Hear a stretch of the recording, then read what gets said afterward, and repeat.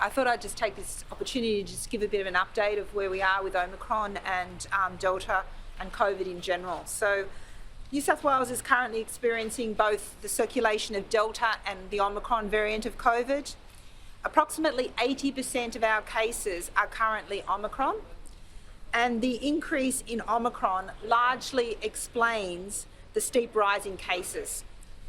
The Delta case numbers did start to rise in mid-December, but we're now seeing Delta as a proportion of cases declining, and that large uptick being accounted for by Omicron. Pulling together multiple pieces of evidence from overseas countries such as South Africa and the UK, and using some of our own emerging data, it indicates that infection with Omicron is likely to be milder than infection with Delta, with the risk of hospitalisation being around 60 to 80% less than for Delta.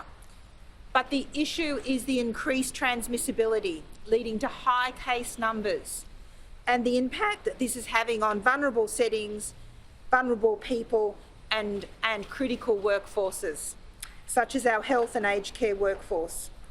And also, it's important to remember that more cases across the population can lead, even if a smaller proportion of them lead to hospitalisations, you can see higher hospitalisations overall. And that's why we're taking a very cautious approach to monitoring the situation.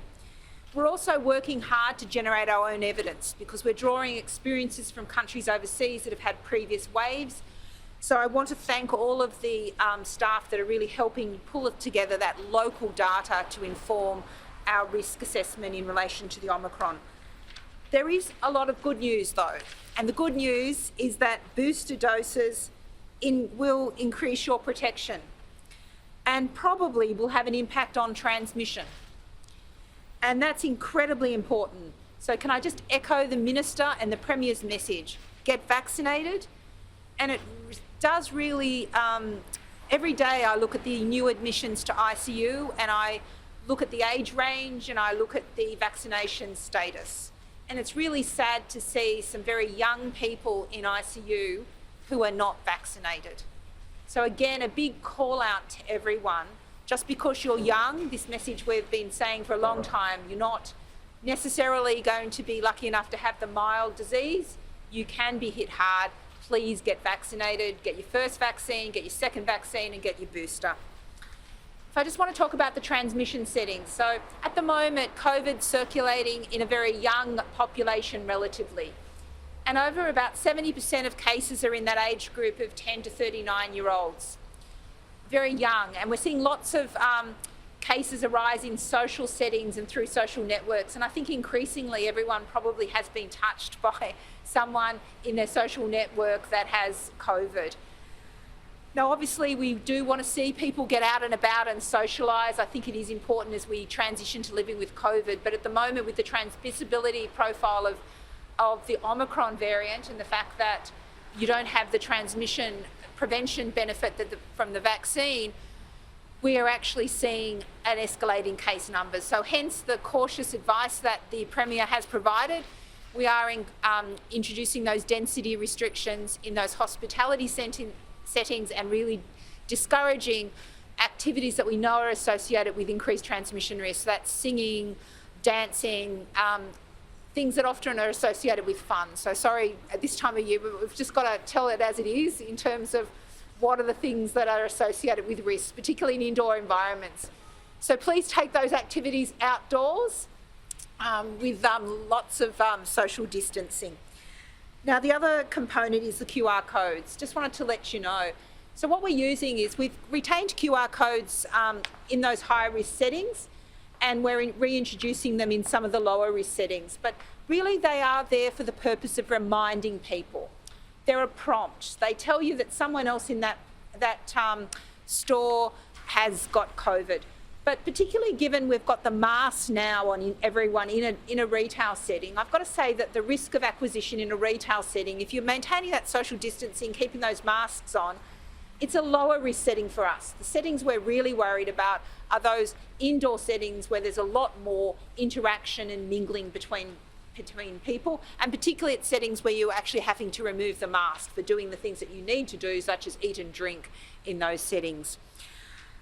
So in terms of the QR codes, we will be having a tailored approach to retail, and it may be, for instance, that when you're going into the front of a retail set of shops, that there's some QR codes that you can sign into at various points, but you don't have to stop in front of every single store in that centre. And that's because we don't want to have people bunching up there. We don't want to have someone having to interact with multiple people. That actually increases risk. And that's in recognition that those settings are much lower risk, particularly when both people are wearing masks. So my messages are get vaccinated, wear a mask, only get tested if you've got symptoms or if health directs you to, or you know that you've had contact with someone that's COVID positive.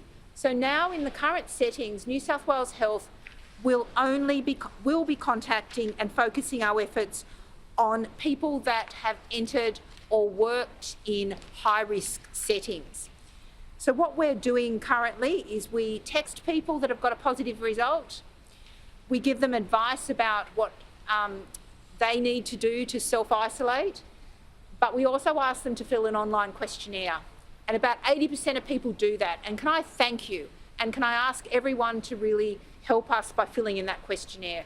That questionnaire asks us whether you have been in a high-risk setting, whether you've been in an aged care facility, an Aboriginal community, a disability group home, a corrections setting. And then we use that to call those people and prioritise those people for personal interviews. So there will be many people that just receive the text information, the isolation information, and we ask those individuals to let their household know that they're positive, and to also let any of their social contacts that they've just had a party with know that they're positive. But the ones that health will be focusing on is particularly those ones that indicate they've worked in aged care, been in hospitals, or those sensitive. And that's a reflection of the case numbers, but it also reflects on public health prioritising our focus on the most vulnerable. Thank you.